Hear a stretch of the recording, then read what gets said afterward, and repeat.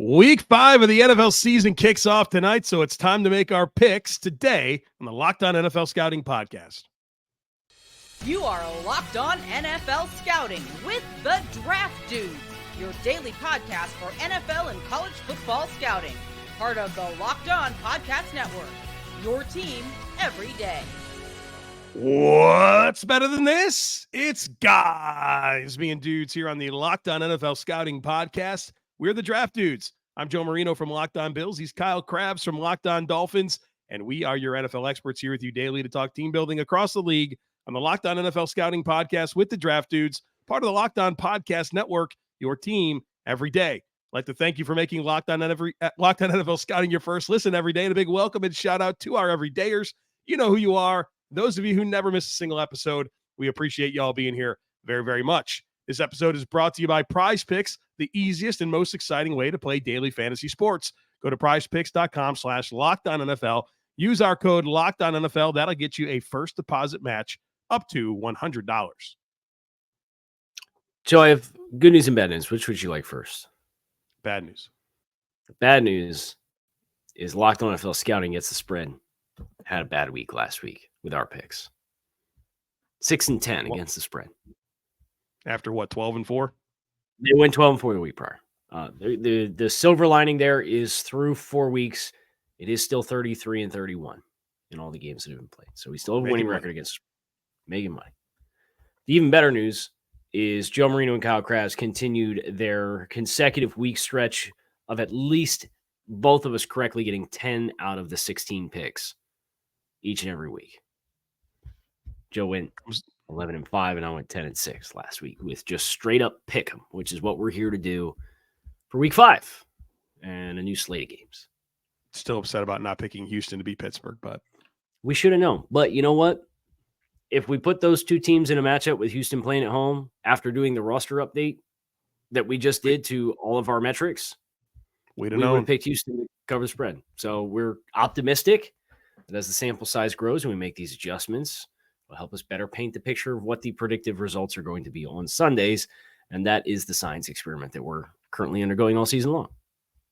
Tomorrow on the podcast is Takes on Takes. So fill up the YouTube comments with your takes so we can dive into all the good stuff tomorrow. Again, Takes on Takes tomorrow. Drop a comment with your take. We'll get to the best stuff tomorrow on the show. So we have a London game. So we have a 9:00 game, which makes up in part for having a terrible 4:00 slate in week 5, which is the new death and taxes.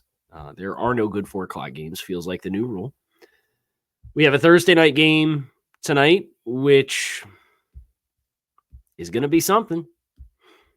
Justin Fields, Chicago Bears, Matt Eberflus, that defense in prime time on the road against the Commanders. Let's start there. I like Washington. I mean, they're coming this game 2-2. Played Philly tough, man, right? I mean, they probably should have went for 2 there at the end of the game. Took them to overtime. I like Washington at home. I think they've shown a lot more punch this year than Chicago ever has. Yeah, obviously Chicago getting out to a 28-7 lead last week against Denver and blows that. Just have a hard time seeing Chicago stemming the bleeding. Like Washington's on a 2-game skid. They got walloped by Buffalo in week 3, but at least they right the ship and play a very competitive game against Philadelphia, who's another very, very talented team. And there's some familiarity there, like divisional games. So you would almost expect that to be an extra layer that could potentially work in Washington's favor when they beat Philly last year in a head-to-head matchup. So I have my concerns about Washington's offensive line, but not when blocking Chicago's defensive line. And I have very large concerns about Chicago's offensive line and their ability to block Washington's defensive line. So if I was just going to boil it down to, I think Washington owns the trenches on both sides of the ball. I think they're better coached. That in itself is enough for me to say I am also going to pick the Commanders to take command on Thursday Night Football at home. Although it is worth acknowledging that the updated roster rankings has the Commanders only favored by 4.5 versus the current FanDuel line at 6. So NFL scouting against the spread is picking the Bears to cover 6 points tonight. Surely this will not end in heartbreak. Yeah, I have a friend who's a Commanders fan, and he's very nervous about the game. I think there's something about mobile quarterbacks that he's like, I don't know, man. I don't think we're going to be able to hang. So we'll see. They're at home on a short week. You're the better. Usually that bodes well. As the better team, what you perceive to be the better team. Right. We were told Chicago was a 10-win team in the preseason, but I digress. That comment will never not come up when we talk about the Bears this season. When you create your own weird realities and they don't make any sense, there's a price to pay. Stop. Be nice. The Thursday or the London game, Jacksonville stayed out there, and they play the Buffalo Bills, who are favored according to FanDuel by 5.5 points. Really interesting game because Buffalo, obviously, large statement game last week. They rebounded nicely from the week 1 loss against the Jets that they effectively just handed the game over. And they're playing a team in Jacksonville that we, along with a lot of people, expected based off the way their season ended last year, that they were going to roll momentum through and have a lot of success. And they've played some divisional games and it hasn't really happened yet. Yeah. Now, it always gets weird when you go overseas. And there's this weird dynamic of, is Jacksonville at an advantage or disadvantage that they stayed out there for the entire, like you don't know how the team's going to respond to that until you get out on the field. Right. But like there's a lot of layers here that I think makes it complicating because I think Jacksonville's underperformed. I think Buffalo is very rapidly righted the ship, but there's the potential of, I would say a letdown game by any means, but you have the emotional highs of a season and you drop 48 on a divisional rival who had all of the media talking about them coming into the game last week. And then Jacksonville staying out there. So I just think the answer is very easy for me from a talent perspective and a coaching perspective, but I think it's a complicating variable, the fact that it's in London at 9:00. Yeah, I have no idea how to factor it in, so I'm not going to. I think that's going to be my perspective there. Like, I don't know how that's going to matter, so I'm not going to weigh it in. I've watched Jacksonville's season this week, and very average on offense. What's it like having time to do that right now? You know, Kyle, sorry about that. I was great for the first 3 weeks to do that. You had a pretty interesting variable dumped in your lap here in the middle of week 4. It's a small. They're just not playing good situational football. That's the thing with Jacksonville. They're third down, bottom of the league. They're red zone, bottom of the league. Calvin Ridley's dropping key passes. Tank Bigsby with some key fumbles. But I feel like from just like a dynamic players perspective, like they got some guys, man. Like obviously Trevor Lawrence, what he can do, and some secondary players. Cisco's playing well. I don't think they're getting any pass rush outside of Josh Allen, though. I'd say that's kind of an issue. We'll see what happens to get Cam Robinson back at left tackle this week, Walker Little to left guard, and that's going to be big because that means Ben Barch is no longer their starting left guard, and he struggled. I can confirm that's a big win. Yeah, it's a big win. That should help Fortner at center, who's had some ups and downs as a second season as well. I think the Bills are certainly the hotter team. They're also the better team. They're the better team too. Falcons were so rough on offense. I mean, Ritter's bad, bro. Like bad. Like just threw picks on consecutive plays. Try to throw another one. Just they should have walloped them more than they did. I like the Bills, right? And because they got that score boosted by a pick 6 too. Yeah, exactly. You scored 23 and you got a pick 6 to get to 23. Jacksonville, they're just not sustaining drives. They're not finishing drives. That's going to change at some point, right? We've seen them get hot, right? And case in point, we saw what happened last week. Buffalo's not the team to do that with. Right. Because they're like an anaconda. They will, as you give them your own errors, they will suffocate you with it. To Jacksonville's credit, they have 3 takeaway games this year. So they had 3 in week 1 and 2, 0 in week 3, and 3 more against Atlanta. Like they're taking away the football. So it's just a question of if Buffalo's superhero quarterback is going to decide to have that game or not, because he can seemingly decide to not have it whenever he wants. You never know, and you're not wrong about that. It's when does Josh show up and decide he wants to put on a show? When he makes that decision, it's bad.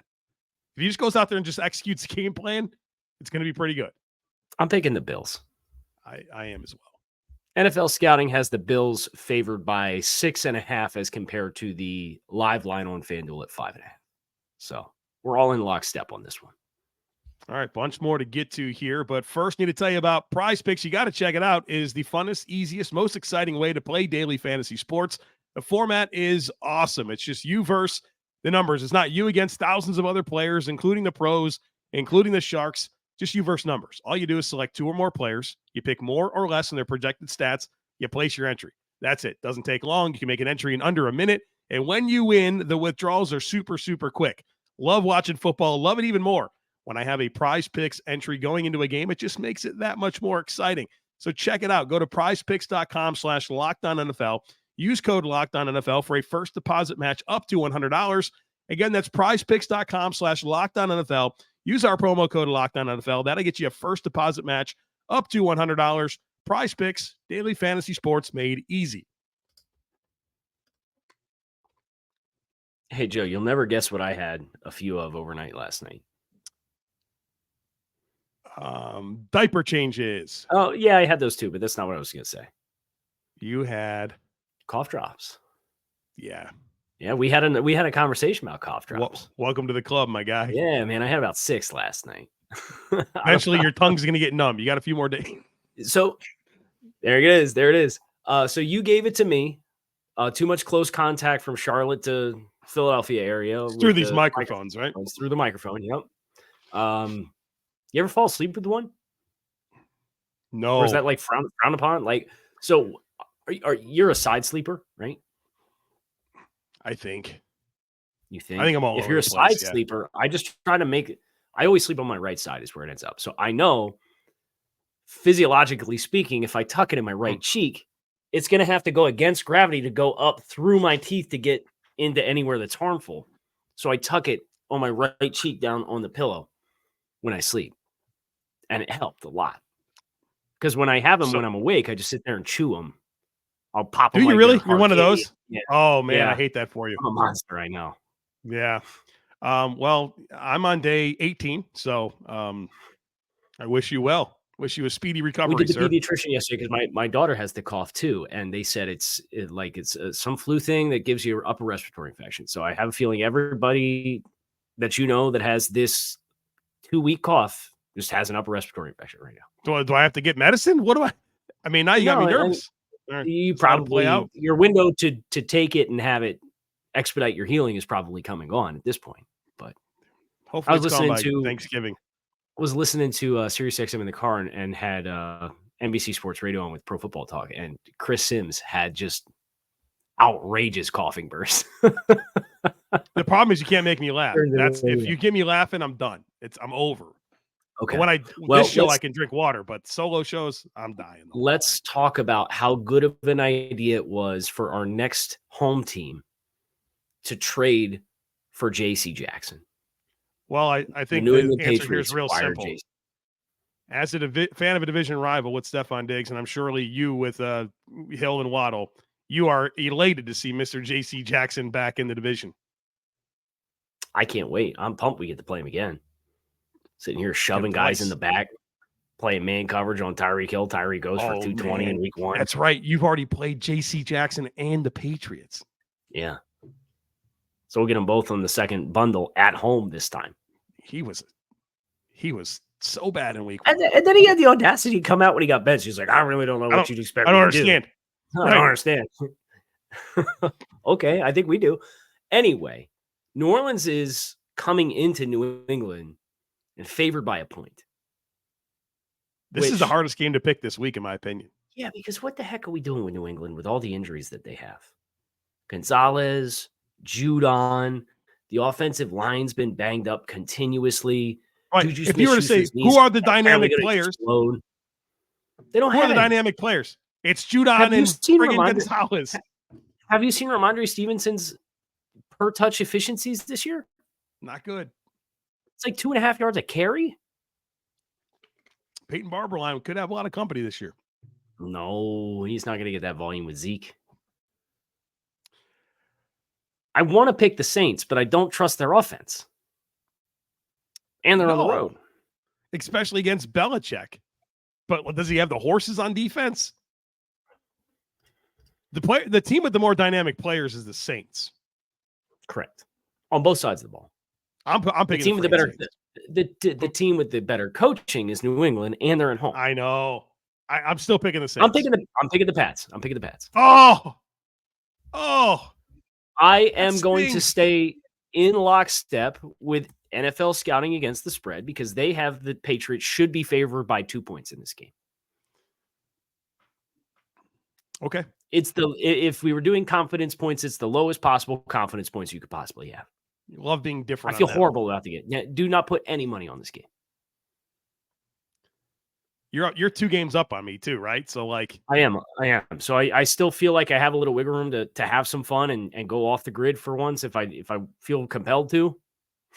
But I get it down to 1, and I might just play defense the rest of the season. So we'll see how long the early stretch helps me.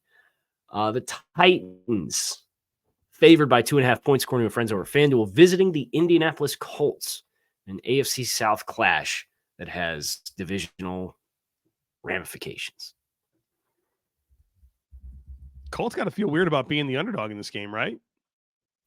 A home dog with how they've performed for the vast majority of the season. Right. Tennessee certainly come off the very convincing win over Cincinnati. Mm-hmm. I kind of like the Colts at home.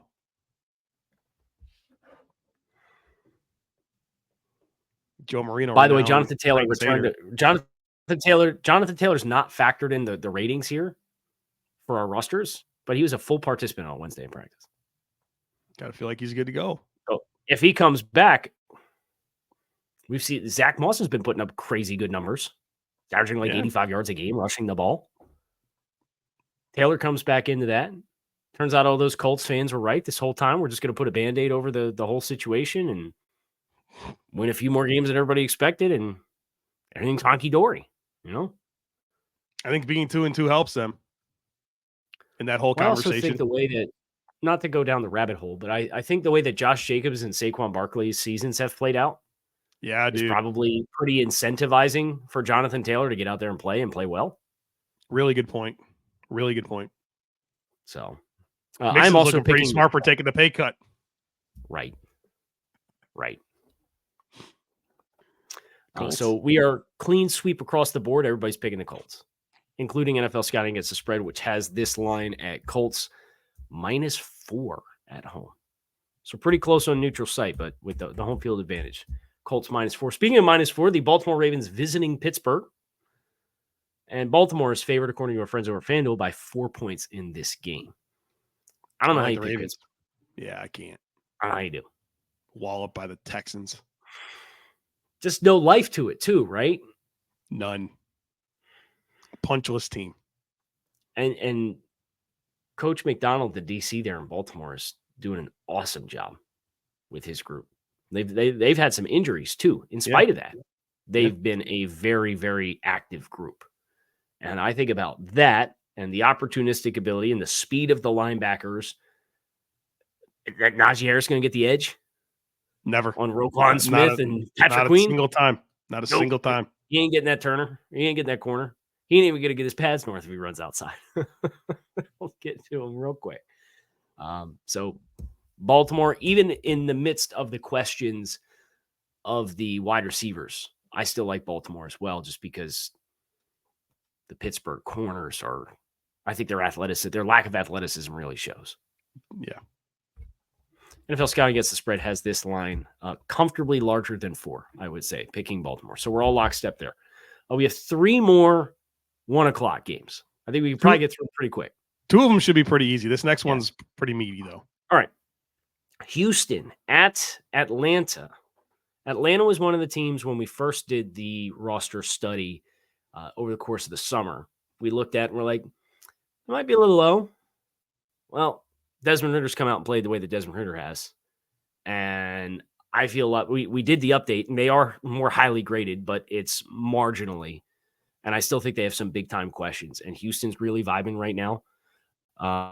They are able to move the ball very well. I think the only game script that works for Atlanta at home is if you get an early lead.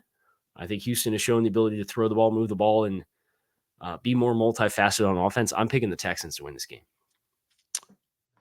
I want to give a little bit of love to Atlanta's offseason. Now, they made a massive miscalculation with Desmond Ridder quarterback. But Jesse Bates, David Onyemata, and Calais Campbell have been friggin' studs for that defense, man. Yep. Really enjoyed watching those guys play against Jacksonville, the game I just watched. And I think the interesting contrast here is you have an Atlanta team that's coming off of a loss, coming back home, right, from London. And then you also have Houston that's coming off of a big win, right? You can kind of tell they're feeling themselves a little bit. How do you handle success, right? I think that's always a good question for young teams that you kind of don't expect it. So that dynamic really, really makes me nervous. That said, give me the Texans. All that to say I'm still when you look for the paths to win the game, there's more paths that make sense to me for Houston than there is for Atlanta. Right. But there's intangible elements that make it challenging. Now, we have two teams favored by double-digit points. The Dolphins are hosting the Giants and they're favored by 10.5, and then the Lions are hosting the Panthers and they're favored by 10. Dolphins, Lions. I would be very surprised to see either of these teams not cover. Detroit flying around, super physical on defense right now, really good run defense. And if you're going to force Bryce Young to have to beat you, I don't like the way that looks. I don't really trust the Panthers' ability to protect him against Detroit. And then I just don't think they have the horses on the back end to compete with Detroit, who, by the way, gets Jameson Williams back a little earlier than expected. Austin Corbett practicing. I don't know if he's going to play or not, but that's a nice addition to Carolina because, I mean, that would be very helpful. Zavala's been a disaster. But still. And then Miami, the Giants, 11 sacks on Monday Night Football against Seattle. Miami can still score in bunches. The Giants are averaging 11.5 points per game through 4 games. Miami's going to put up a lot of points. Miami's going to be pretty motivated to play well after last week. Yeah, those boys are coming down to South Florida as well. Miami big. So Miami and Detroit, we are both picking in Pick'em, and NFL Scouting Against the Spread also is having both of these teams cover. Detroit, we have it 13.5, and Miami, we have it 17. So that's the folks. Maybe you're enjoying these picks. You're hearing these spreads. Well, all these spreads come courtesy of our friends over at FanDuel. So check it out. It's America's #1 sportsbook, and they got a great deal for you. Right now, new customers can get $200 in bonus bets guaranteed when you place a $5 bet. That's $200 in bonus bets, win or lose. So if you've been thinking about joining FanDuel, there's no better time to get in on the action. The app is super easy to use, and there's a ton of different things that you can bet on. They have spreads, which we're talking about today. So if you hear us talking about some of these spreads and you feel really good about it, go place that $5 bet. They've also got player props, over-unders, and more. So visit FanDuel.com/lockedon and kick off the NFL season. FanDuel, official partner of the NFL. This show is sponsored by BetterHelp. Do you ever feel like your brain is getting in its own way? Like you know what you should do, you know what's good for you, but you just can't do it. Therapy helps you figure out what's holding you back so you can work for yourself instead of against yourself. If you're thinking of starting therapy, give BetterHelp a try. It's entirely online, designed to be convenient, flexible, and suited to your schedule. All you do is fill out a brief questionnaire. You get matched with a licensed therapist. And then if you need to switch therapists at any time, you can do so for no additional charge. Make your brain your friend with BetterHelp. Visit BetterHelp.com today, and you will get a deal. We've got our promo code, BetterHelp.com/lockedon. That'll get you 10% off your first month. That's BetterHelp, HELP.com/lockedon. Okay, so we already teased this, but the 4 o'clock slate, unless you're a fan of one of the 8 teams that's playing, I'm not too optimistic. We'll just put it that way for what the 4 o'clock slate is going to look like on Sunday. We have Eagles at Rams, Bengals at Cardinals, Jets at Broncos, and Chiefs at Vikings. 4 games. Let's start with Bengals Cardinals, Joe. I think we certainly feel pretty black and white. Cincinnati, with the desperation that they're coming into this game with and the talent discrepancy, should win the game. Mm-hmm. But they also, we would have thought, would have felt that desperation last week and lost by 24 points to the Tennessee Titans. They should beat Arizona. I'm sure Arizona's happy to be at home. They're a punchy team. They're a scrappy team. But I just feel like this is one Cincinnati should be able to handle. Like, I'm going to pick Cincy reluctantly. It's got to get on track at some point. Okay, so here's the school of thought. I'll pick Cincinnati as well. But if they prove me wrong and lose again, I'm probably not going to be mad about it. This team with playoff aspirations that I root for. Cincinnati should win the game. They're Right. much more talented. But I do think this is probably the biggest discrepancy between how we've graded the rosters and we updated it this week and what the actual spread is. Cincinnati's only favored by 3 points. Our roster rankings say Cincinnati should cakewalk that. But it's an East Coast team going west to play a scrappy underdog team. I think the thing that helps Cincinnati is they are coming in at 1-3. You got to be desperate. Joe Burrow called it a must-win game. He was asked, Give me 1-4. And his answer was, is this a must-win game? Yes. That was it. That was the quote. Yes. No T. Higgins, right? Potentially. Kind of teased that he might be back sooner than anticipated, but I would expect he probably doesn't play. But shouldn't matter. Shouldn't matter. Bengals. We're going with it. The LA Rams hosting the Philadelphia Eagles. Eagles favored, according to FanDuel, by 4.5 points on the road. Speaking of punchy underdogs, Rams got a little fight to them. They do. Very fun team. Cooper Kupp, designated to return. So getting some reinforcements. I just don't think they can block Philly.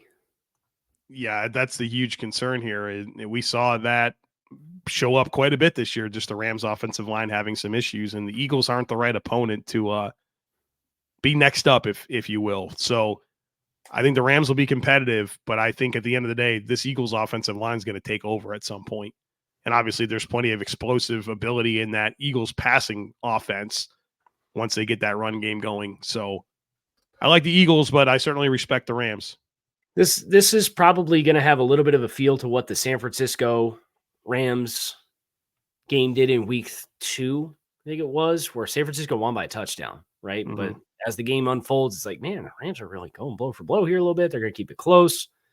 I also think Philadelphia's going to win the game, although you do acknowledge they have not won easy.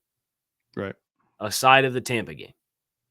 Right. They played 4 games, and 3 of them have been tooth and nail experiences, including Washington. I don't know why you don't go for 2. I think the offense was tired. Ron Rivera said it. The offense was tired. Yeah. Okay. Marcus Freeman couldn't afford a penalty at the 1-yard line, so we didn't run an 11th defender out there with a game on the line at home against Ohio State. Okay. The offense was tired. Wouldn't that mean their defense is tired? Yeah. Gross. Anytime you can try to win the game on one play as compared to sending it to extra overtime and regulation so that you can do more than one play instead of just asking your guys to dig down deep for one play and execute. They're tired. I would probably not want to go to overtime. I'm just saying. I know about old Ron, man. Old Riverboat Ron, not so much, huh?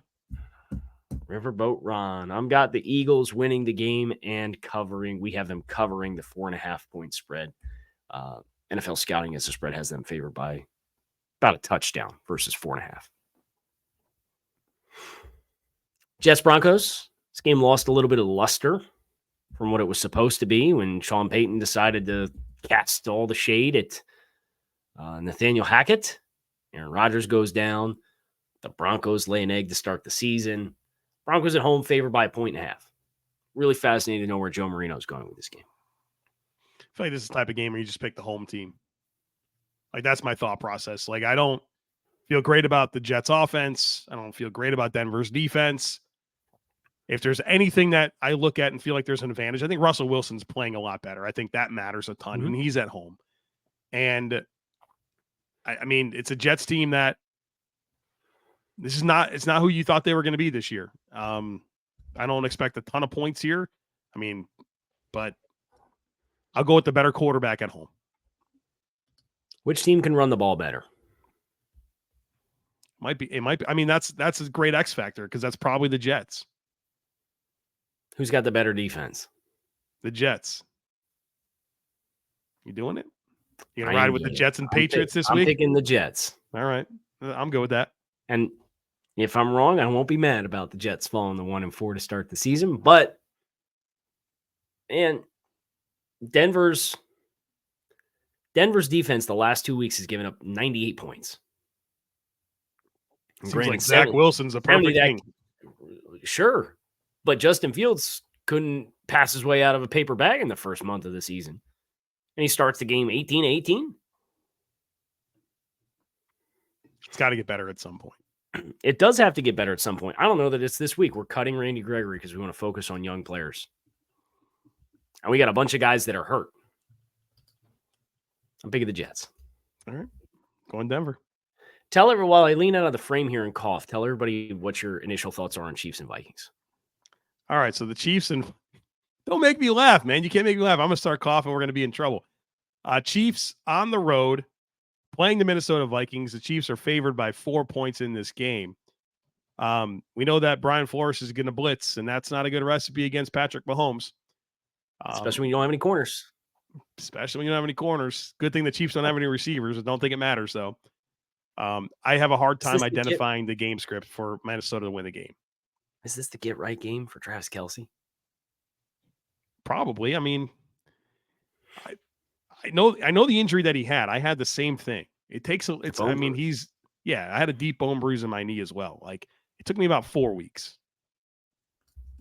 Well, this is week 5. So that would suggest this is the case. This is the he's got a lot more access to treatment than I did, so I sat in a recliner. Travis Kelce playing in 3 games thus far this season with 155 receiving yards, 9.1 yards per catch is the lowest in his career, thus by 3 yards. And 51 yards per game is also the lowest he's posted. Do we know if Taylor Swift will be there yet? Not sure. She's not going to Minnesota? I'm very proud of us that it took us 33 minutes to make our first reference to the pop icon. Yeah. That's galvanizing the nation right now. Chiefs. And not close. Very surprised that the spread is only 4 points. I know Minnesota can move the ball a little bit, but go to FanDuel, place your $5 bet. I mean, they didn't cover 5 against the Jets, right? At least they had a defense. We'll see. NFL Scouting against the spread has this Chiefs -8, so we think this is comfortable cover for Kansas City. The Cowboys at San Francisco. This is Sunday Night Football. This is a big one this week, right? It's probably the one that everyone has their attention on. Yeah. I like the Niners at home, Kyle. I feel like they're the more complete team. But Dallas still has those issues stopping the run. And my God, Christian McCaffrey and this 49ers rushing offense, I just trust them more. I really do. I trust what they can do at home to win this game. They're favored by 3.5. That makes sense to me. I think Dallas is still the team that has more to prove, right? 49ers go out there and handle their business every week. The Cowboys fell to Arizona. And, there's going to come a point in time potentially this year where we forget about that, but it's not right now. Niners. So I know Dallas is averaging 31 points per game, but they've scored 4 touchdowns on special teams and defense. Very concerned about the consistent ability to move the ball against San Francisco. When you consider, from a running game perspective, they've had success. The offensive line's been a little banged up. You're going against the 49ers defense of all teams, who have speed at linebacker and speed at safety and get guys that are involved down near the line of scrimmage. I just think it's a bad mix.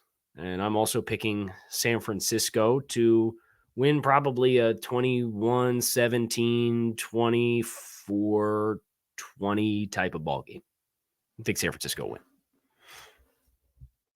NFL Scouting against the spread has San Francisco covering the 3.5 points at home, which brings us to our last game. The Green Bay Packers visiting the Las Vegas Raiders. The Browns, Chargers, Seahawks, and Bucks are on a bye. The Packers, according to FanDuel, are favored by 1 point against the Raiders. I am under no circumstances picking the Raiders to win a football game. Yeah, I'm not either. I'm not either. They're I mean, what's the best thing they have? Devontae Adams. Packers got Jair Alexander, man. Know each other quite well. Yep. I know he's been playing in this game. I think he's been banged up, but Jimmy? Yeah.